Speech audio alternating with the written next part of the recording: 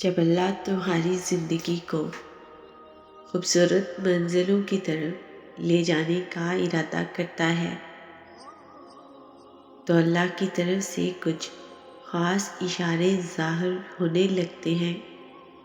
بے شک تم بھی اپنی زندگی میں بے شمار پریشانیوں کا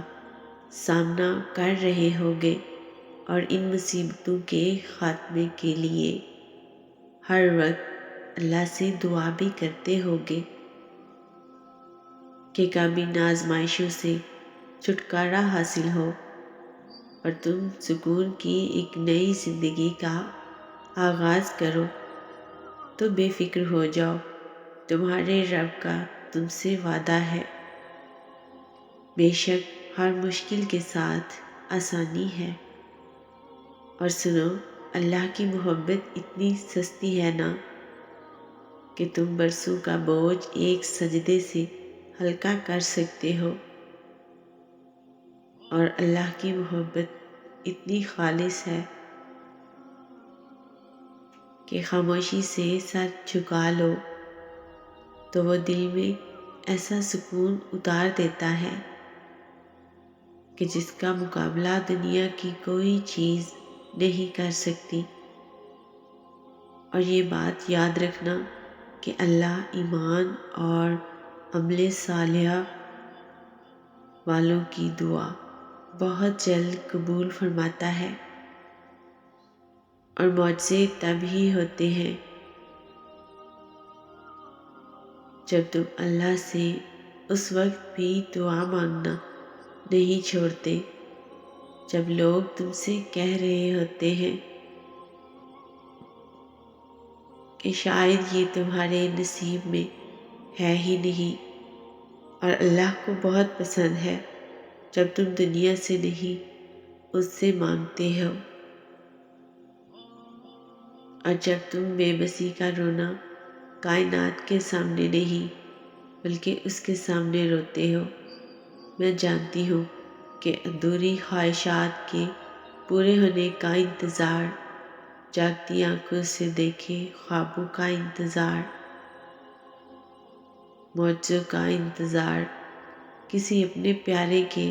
لوٹ آنے کا انتظار، یہ انتظار تھکا دیتے ہیں، اندر سے خالی کر دیتے ہیں، اور تھک ہار کر تم اللہ سے کہتے ہو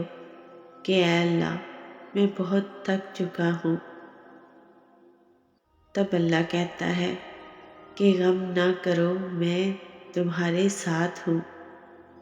اور تمہیں اپنے حصے کے معجزوں کا انتظار ہے، اور اس کے لیے بار بار آسمان کی طرف دیکھتے ہو، مکمل یقین کے ساتھ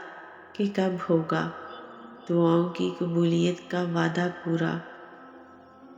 تو یاد رکھو، وہ دیکھ رہا ہے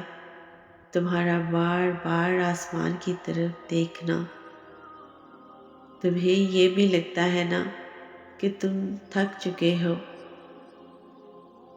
تو ایک لمحہ یوسف علیہ السلام کا واقعہ ذہن میں لاؤ اور دیکھو کہ ان سے بڑھ کے اپنے خواب کے پورا ہونے کا انتظار کس نے کیا تھا۔ تم کہتے ہو کہ آزمائش مشکل ہے اور بہت خواہشوں کو قربان کرنا پڑتا ہے، تو ایک بار حضرت ابراہیم علیہ السلام کی زندگی پر غور کرو، جنہوں نے سب کچھ رب کی رضا کے لیے وار دیا تھا۔ تو اللہ نے ان سے اتنے سخت امتحان کیوں لیے؟ کیونکہ وہ تو اللہ کے اتنے پیارے تھے۔ اب تو یقین کر لو کہ تم اللہ کے کتنے قریب ہو، اور اللہ تکلیف میں